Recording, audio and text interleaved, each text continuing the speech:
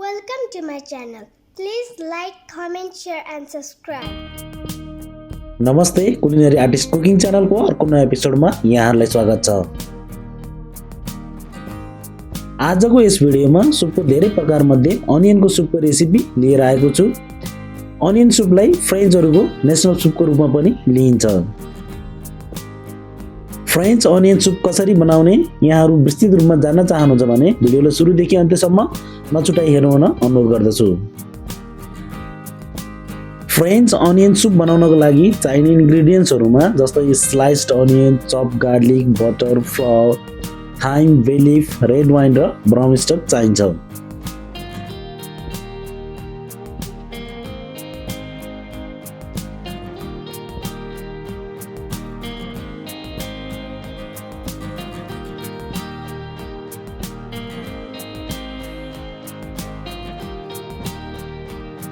एकचोटी सबै इन्ग्रेडिएन्ट्सहरु तयार भइसकेपछि ससप्यानमा मन्द आँचमा तेल राखी चप गार्लिक राखी ब्राउन नभइन्जेलसम्म चलाउने र एकचोटी चप गार्लिक ब्राउन भइसकेपछि स्लाइस्ड अनियन राखी ट्रान्सलुसेन्ट नभइन्जेलसम्म चलाइराख्नु पर्दछ।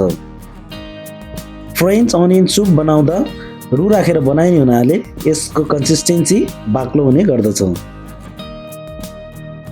साधारणतया सुपको टेक्सचर हेर्दा उस्तै देखिए पनि फरक हुने भएकोले सुप सम्बन्धी विस्तृत रूपमा जान्न चाहनुहुन्छ भने मेरो पुरानो भिडियो हेर्न अनुरोध गर्दछु। साथै बाँकी सुपको भिडियो पनि क्रमशः राख्दै जानेछु।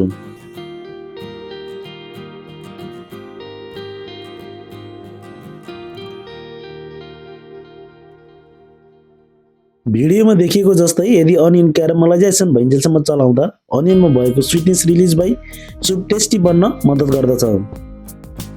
यदि अनियन बढी डार्क ब्राउन भयो भने बिटरनेस रिलिज भई सुपको स्वाद तितो बन्न सक्दछ।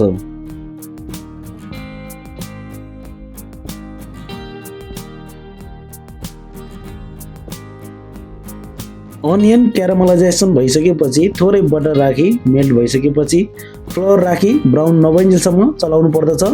रुले सुपलाई थिक बनाउन मद्दत गर्दछ।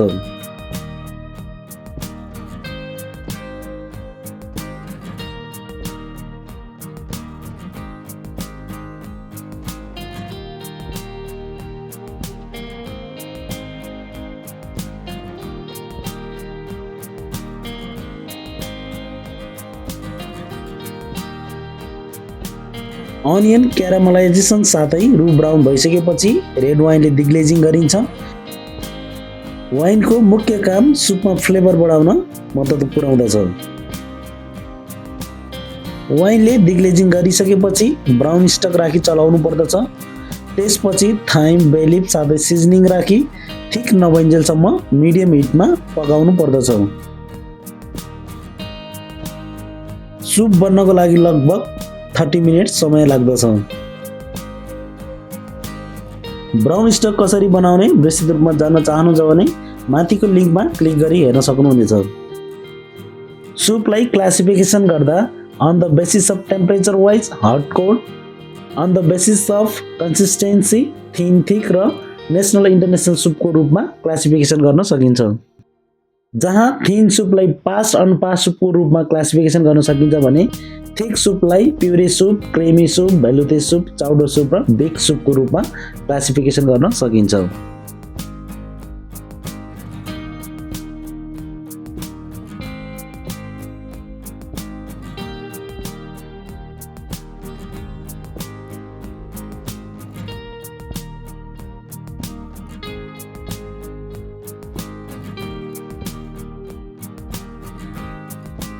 एज एन अकम्पनिमेन्ट अरू सुपहरूमा जस्तै यस सुपमा पनि सर्भ गर्ने गरिन्छ।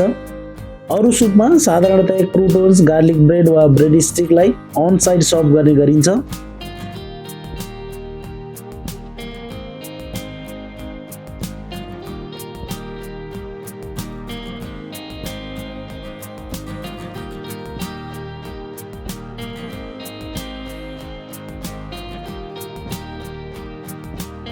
तर फ्रेन्च अनियन सुपमा ब्रेड स्लाइस माथि चीज राखी मेल्ट गरी सुप माथि टपिङ गरी भिडियोमा देखिएको जसरी नै राख्ने गरिन्छ। यहाँहरूलाई आजको भिडियो कस्तो लाग्यो कमेन्ट गर्नु होला। साथै मन परेमा लाइक शेयर एन्ड सब्स्क्राइब पनि गरिदिनु हुन अनुरोध गर्दछु। अर्को भिडियोमा कुनै नयाँ डिस सहित उपस्थित हुनेछु। तबसम्मको लागि keep watching culinary artist cooking channel. See you and bye by.